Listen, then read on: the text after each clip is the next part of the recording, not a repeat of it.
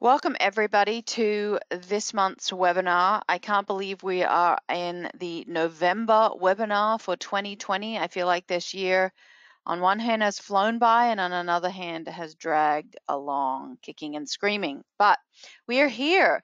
I want to talk about some issues that as we go into the winter time, we must think about in order to prepare. So we're going to talk about the importance of forage because that's really what it comes down to when it comes to preparing for the winter time. Some budgeting. I know one of the common questions that I'm getting still and will continue to get is how can I buy the products more economically? How can I feed my horses more economically? Especially as we go into the wintertime and there's no pasture to rely on. And then what some issues that commonly arise in the wintertime, but seem to be carrying over throughout the year, some hindgut issues. So, the importance of forage. As I mentioned, we're talking about how we're going to get ourselves through the wintertime with the forage we have available to us. So how can we supplement that forage with pellets or cubes? Kind of what's the difference between the two, because a lot of times people ask me, well, should I feed pellets or cubes?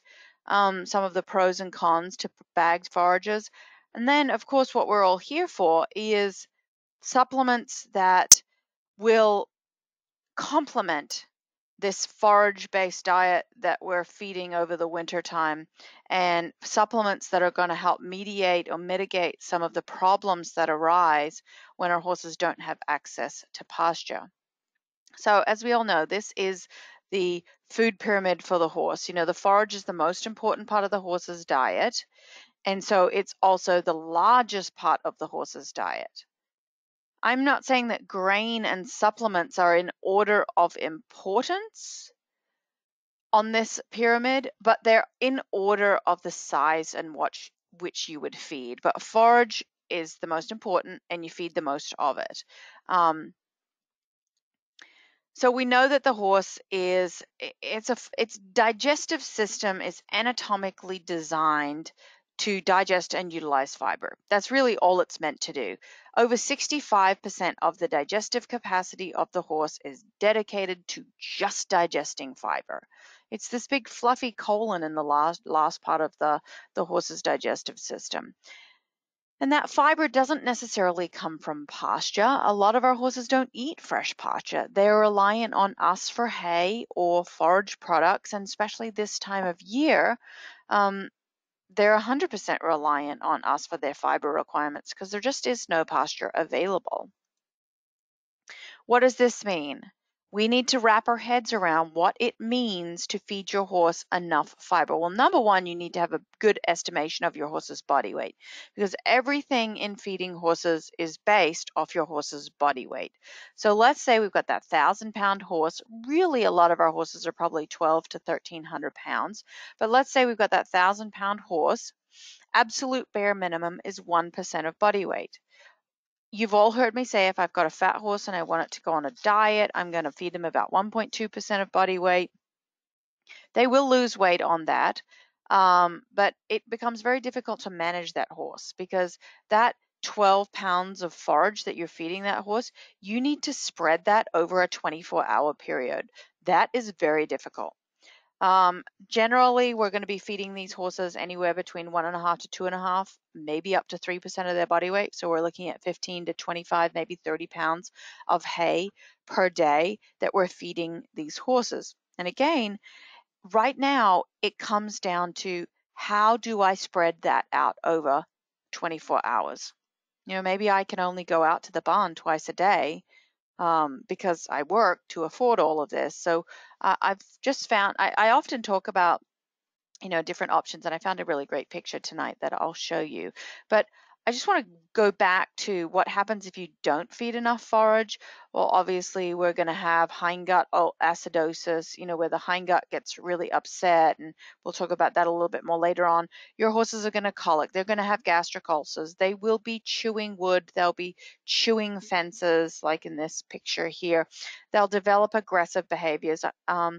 But one other thing is the digestive system is made up that there are tiny muscles all along the digestive system that contract in this function called peristaltic contraction.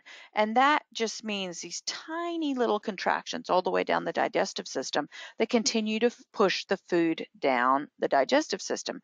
And just like the esophagus or your food tube, you can't really exercise those muscles. But what happens if you're not eating enough or your horse is not eating enough continually throughout the day, then those muscles aren't working. They're not constantly contracting and releasing and constantly retracting. So what will happen is they start to atrophy. So what we find if you feed less than 1% of a horse's body weight is literally the gut dies and digestibility of whatever you feed them goes down even more. So it's a train wreck. It's a train wreck. So make sure you feed your horses plenty of fiber. Horses are designed, anatomically designed, to have a continuous small amount of fiber trickling through their digestive system. That's what that peristaltic contraction is, constantly pushing that food through the digestive system. The stomach is really small because, again, they're not designed to have large meals. And chewing fiber helps prevent ulcers because it develops that saliva that buffers the stomach acid. Unfortunately, though, we find our horses in situations like the guy in the bottom where it's a drought or there's just no pasture available because we've turned a bit of land mass that we have into a dry lot so that all horses can go out on it, or we're in a cold area of the country where there's snow on the ground already. So pasture is unreliable. Drought, seasonality, availability is really one of the key factors. We have a lot of facilities that have, they just don't have the land mass for every horse at the facility to have 2 acres to graze on solely for them. So while fiber is absolutely critical, we have to look at other ways of providing it to them and other ways of adding supplements to the diet to make it healthy for them. So, I talked about how much fiber a horse needs, and let's just go with 2% of body weight for that 1,000-pound horse is 20 pounds of fiber per day. It seems really daunting to me to write down 5 months of winter, and it's not really 5 months of winter. It's 5 months of winter/mud season before these horses may ever see pasture again. So that's 150 days, and that works out to be about 3,000 pounds or 1.5 tons. So that is a whole lot of hay. And most of us have more than one horse. And so that's very daunting thinking, oh my gosh, where am I going to put all this hay? Where am I going to get all this hay? It's not the best quality. Is my horse going to lose weight? It's really good quality. Are they all going to gain weight? So there's so many factors that go into it. Now, I mentioned earlier, I often talk about hay nets, the nibble nets, and how the nibble nets are great if the hole that they're pulling the hay through is less than 1 inch in diameter. That means it's actually a slow feed hay net. If it's larger than 1 inch in diameter, then it's just a hay net.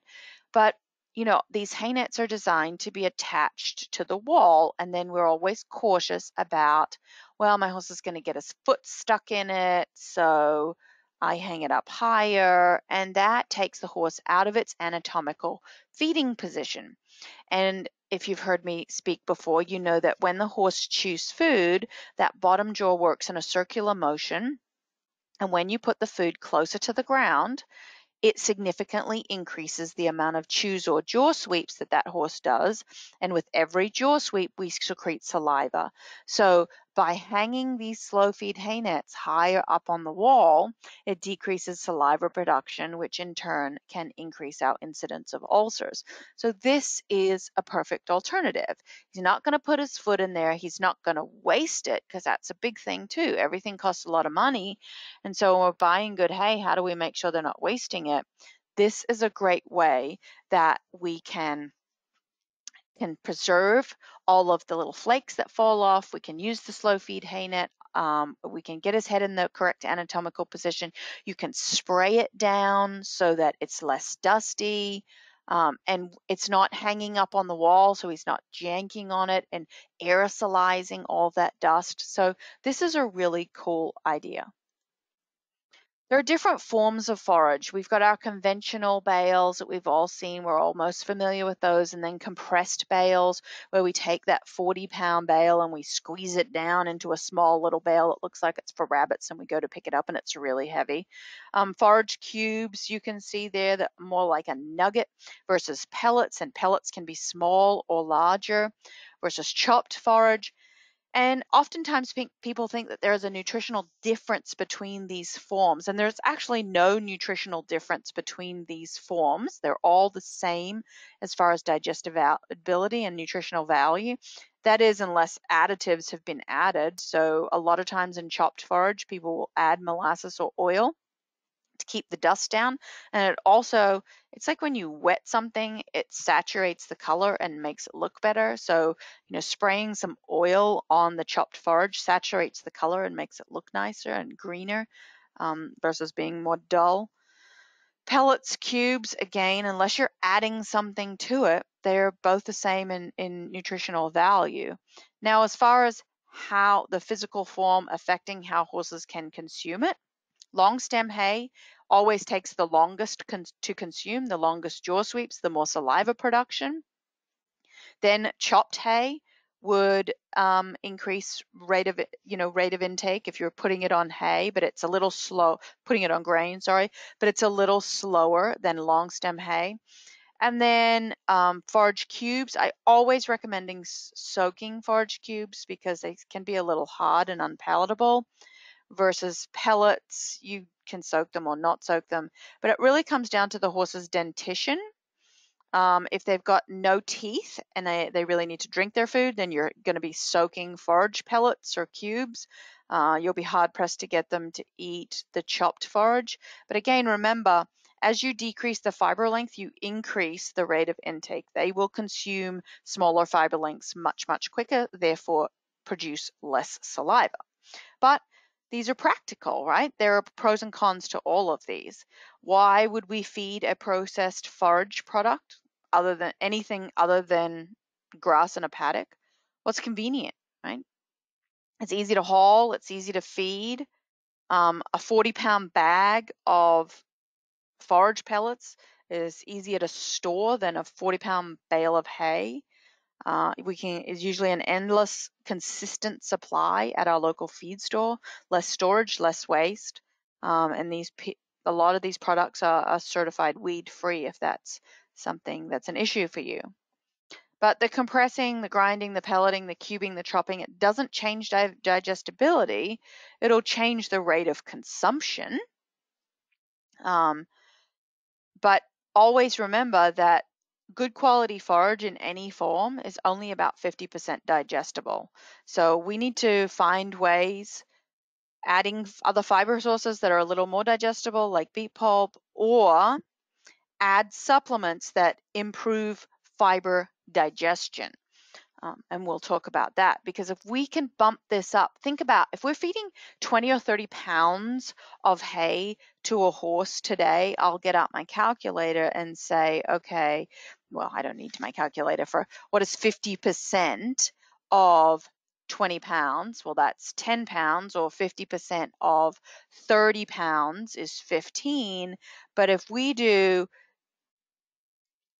sorry, 60% of 20 pounds, then we're looking at 2 pounds extra digestibility. Now we're looking at 12 pounds. So anything we can do to add to the digestibility of the fiber sources that we're already feeding that are also already super important, that's critical. And we can do that. We can do that with the DAC supplements. Typically soaking the pellets or the cubes, it can increase palatability, but it also hydrates the GI tract. It can slow the rate of intake a little. Oftentimes we're going to do 2 to 1 at least water to forage, sometimes even 3 to 1 water to forage pellets or cubes, and you'll soak anywhere from 15 minutes to 2 hours depending on how hard they are and depending on the climate. You really don't want to soak things all day long if it's hot. So why do we feed, sorry, it's covered up here. Why do we feed any kind of concentrate or bagged supplement? And why we do that is to complement what we're not getting out of the hay or the forage that we're feeding.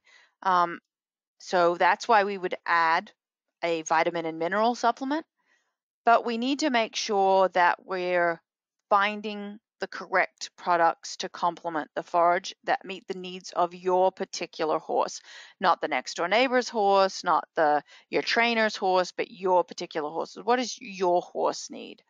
And I think this is a great stopping point to talk about the actual pricing and the budget. This is where we kind of get into the budgeting part of the webinar, and we'll talk about how you can still provide your horses with really quality nutrition, but how do we decrease the price?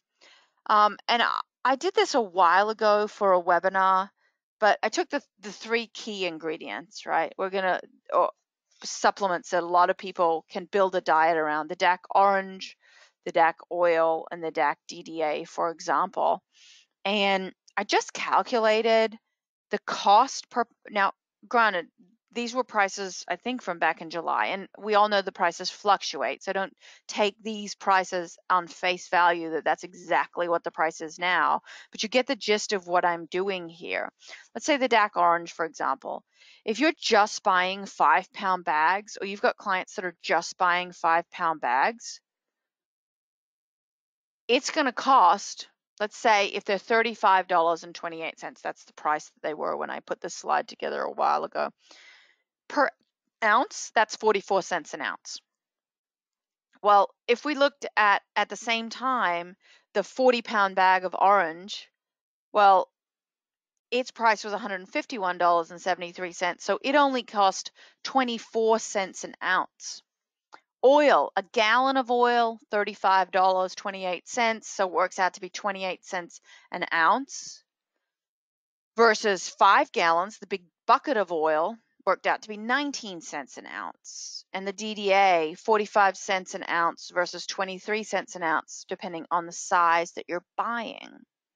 Now, I know that we can get a little sticker shock in buying the larger quantity, but if people are really trying to budget, you've got to encourage them to look at how much it costs to feed a horse per day and not how much the actual bag costs, because they will waste a lot of money by looking at the price of the bag versus how much it costs to feed my horse a day. And especially when you've got large boarding stables or training stables where, you know, they're trying to make a money out of this. It's meant to be trying to be a business. You need to get them to buy the larger quantities because that will save them money in the long run, right?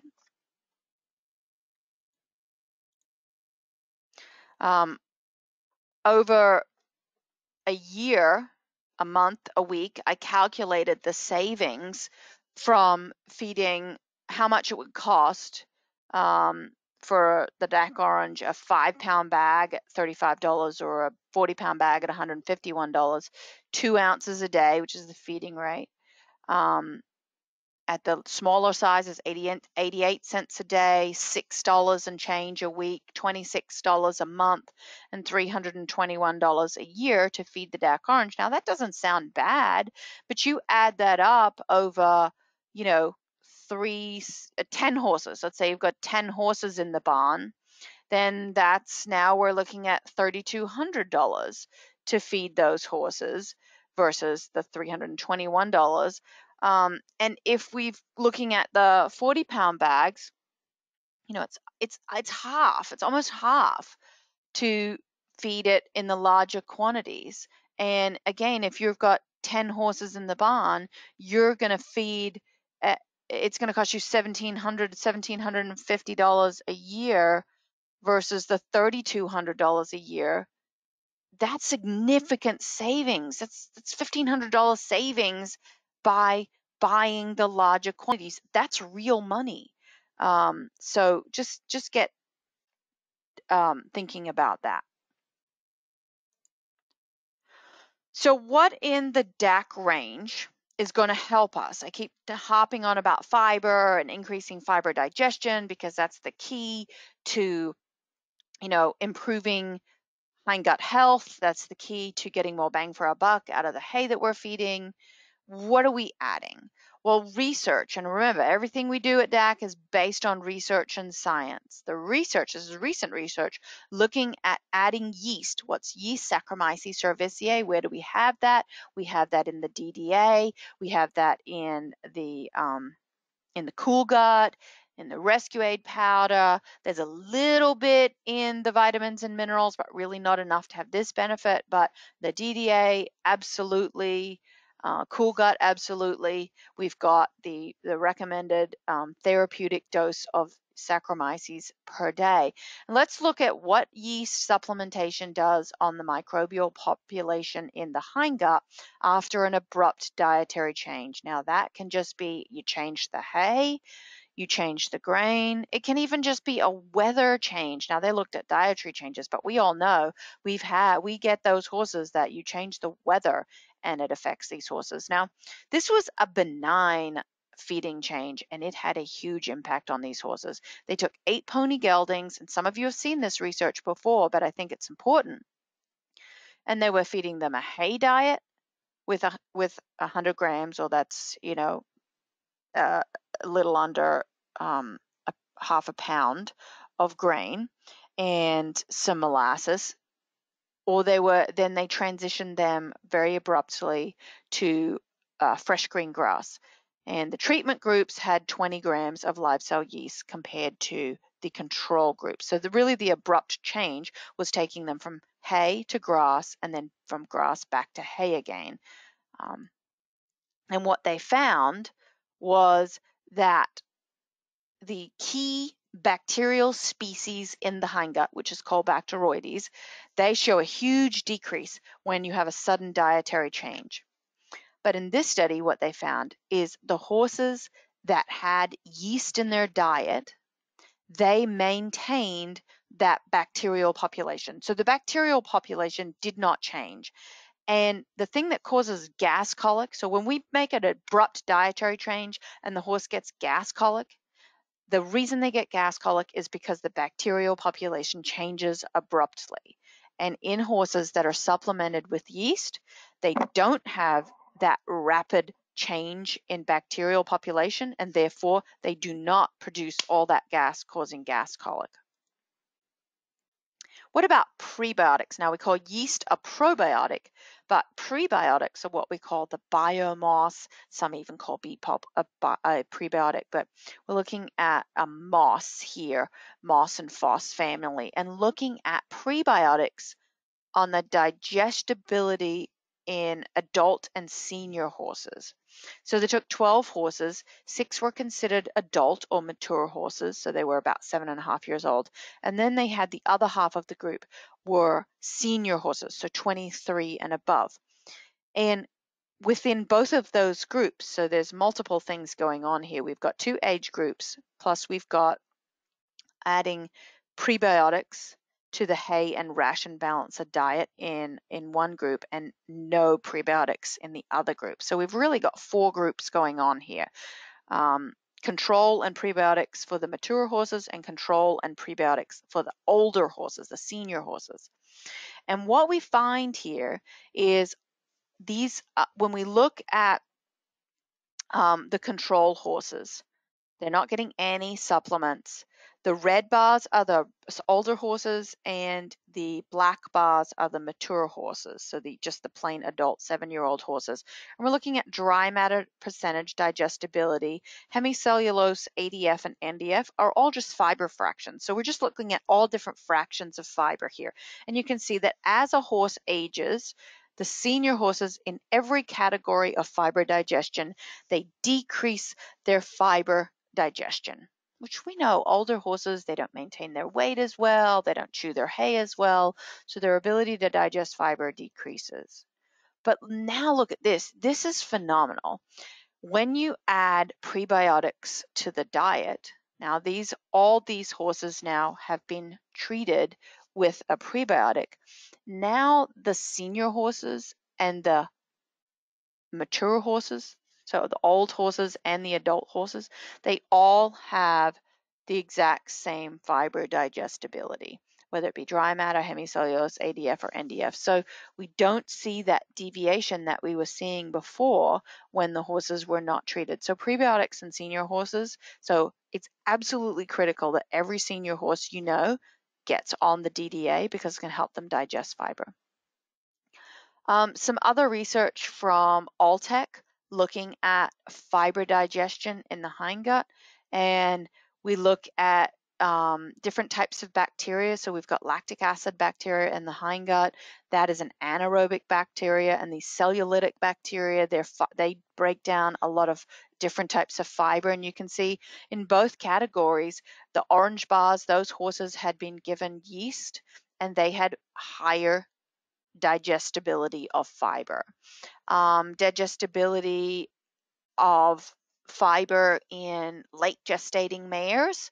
Again, we're looking at all those different fiber fractions, and you can see that horses, mares in their late gestation that were given yeast, they had much higher fiber digestion. That also means that everything within that fiber, phosphorus, calcium, minerals, even more digestible to the horse when you give them the yeast. So really critical in that late gestating mare, because remember, she's laying down all those minerals in the fetal liver. So if she's getting more out of the hay, she's got more that she can put down in that fetal liver. First month of lactation in mares, again, look, they've got higher fiber digestion. So we've all had those mares in early lactation that you're like, I can feed this mare enough. She's losing weight. I mean, the foal looks fantastic. It's huge. It's gained a bunch of weight, but she's being drained. So we need her with every mouthful that she's getting. We need her to be getting as much as she can out of it. So these mares need to be getting yeast in their diet. So the DDA really critical for lactating mares. Growing horses, again, we see the same trend. These growing horses are eating hay. We want them to be able to grow strong. And so what we've seen as a follow-up to this is that young growing horses that were getting yeast in their diet had higher wither heights, stronger bone densities, because they were able to capture more nutrients out of the largest part of their diet, the fiber, because it was more digestible. Adult horses, we've seen this. We just saw this in the previous study, and we're seeing it again. The dry matter, the mineral digestibility, the fiber fractions, all much higher when you give horses yeast. So where I mentioned the DDA is absolutely critical. There's no reason why every single horse on the planet shouldn't be on DDA. It's not adding a boatload of expense to the total diet. When you look at feeding cost per feeding a horse per day, the DDA will decrease your cost. I guarantee it, because it's going to make everything else in your horse's diet more digestible. We've got a few bioavailable trace minerals, but it's got probiotics, it's got prebiotics, so it's got the live cell yeast culture, it's got integral with binds up mold, it's got other beneficial bacteria, and it's got that biomass. So the other thing that we think about a lot this time of year is weight gain. So I just touch on it really quickly again, because we are nearing the edge where it's an uphill battle to get weight on the horses, because it's starting to get cold. So let's take that 1,100-pound horse, 40 to 45-pound gain required. We can do that in about 60 days. So again, we're in the beginning of November. We'll be the end of December. It's already very cold in some locations, so it's going to be pretty hard. So the best thing to feed is the DAC oil for pure weight gain.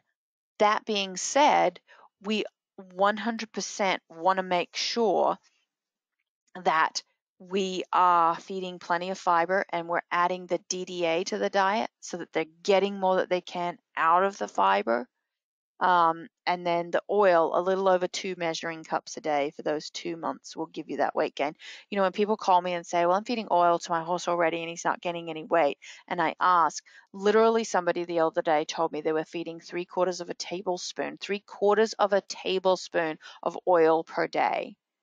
I said, well, you may as well spit in the feed. That's not going to do anything. So we need to feed larger quantities of oil if we want significant weight gain. It's one thing that, you know, I get asked often about high-fat diets in horses, and am I concerned about that? Well, high-fat diets in people can be dangerous. It can be very detrimental, but you've got to think a high-fat diet for a person is about 70% of their total caloric intake coming from fat calories. That's dangerous. In a horse, in research settings, we've not been able to get horses to consume more than 20% of their total dietary calories from fat. And that was a stretch. You're never going to get close to that.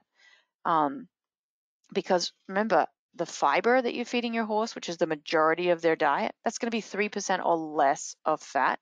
And then sure, you feed a high fat feed, but it's still only going to be 12 or 14% fat in the feed, and then 2 measuring cups of oil, you're probably looking at about, I don't know, 4 or 5% total fat in the diet. So it's really not that much at all.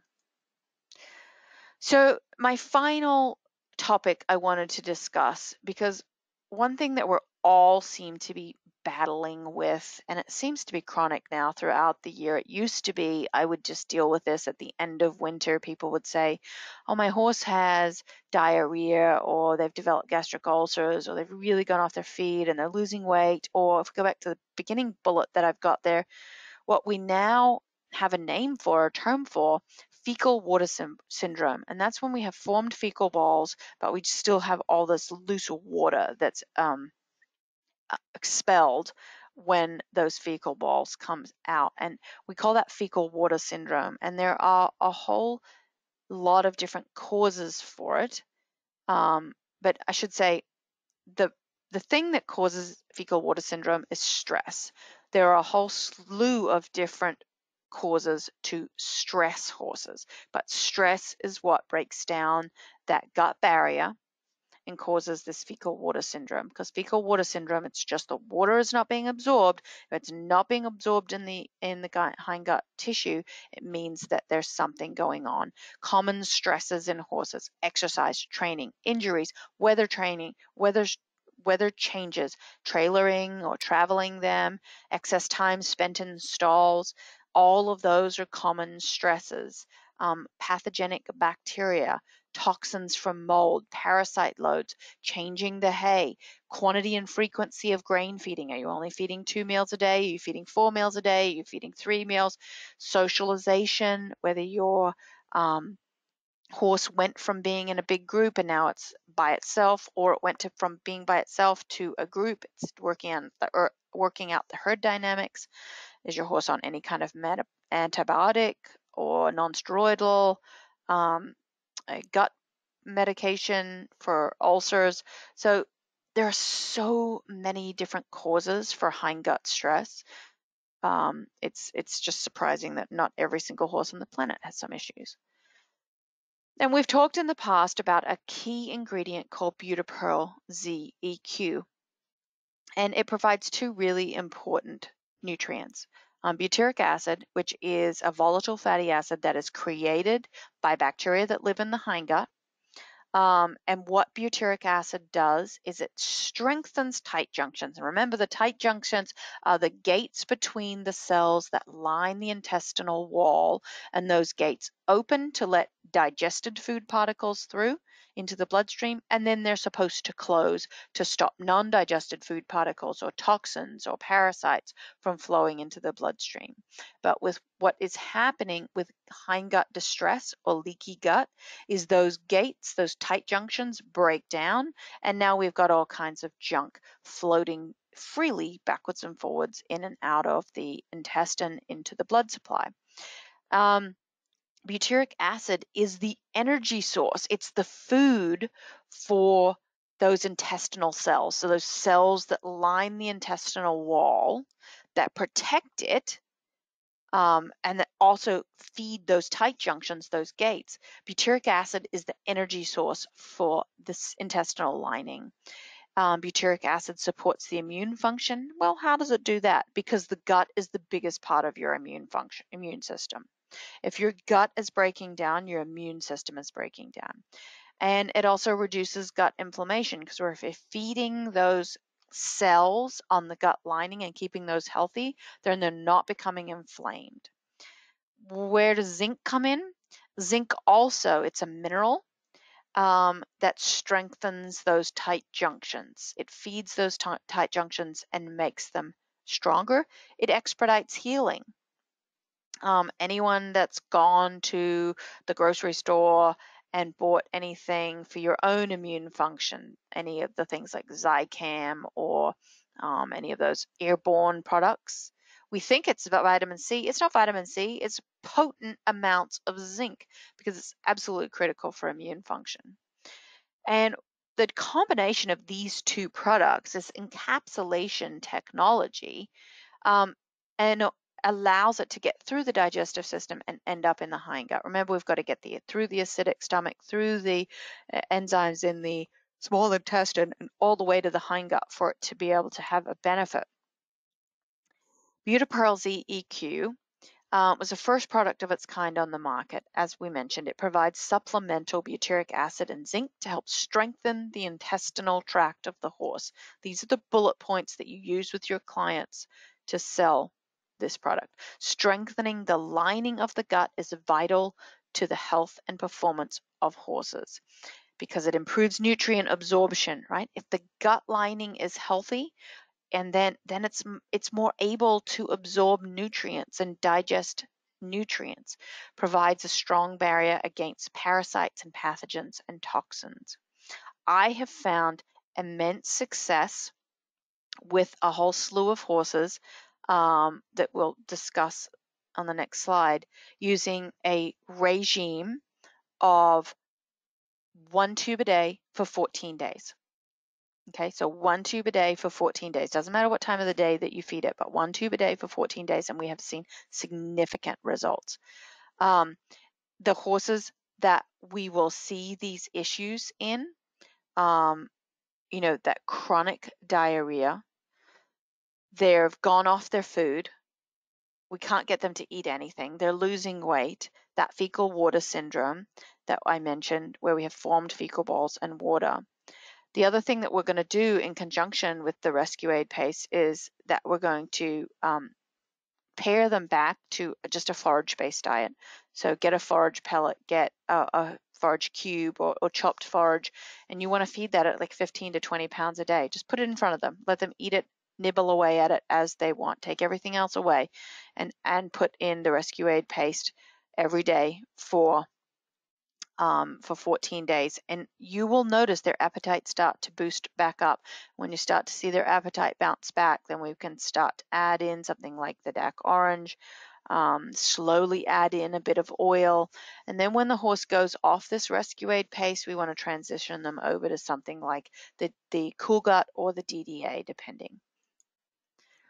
So, in summary, forage is the most important part of the horse's diet, but there can be so many ups and downs with horses, and we want to make sure that we're sourcing enough forage. So maybe we need to bring in different processed forage products. 100% yeast increases fiber digestibility. Yeast and biomass together help negate changes in feeding, changes in environment. The integral in the DDA will bind mycotoxins.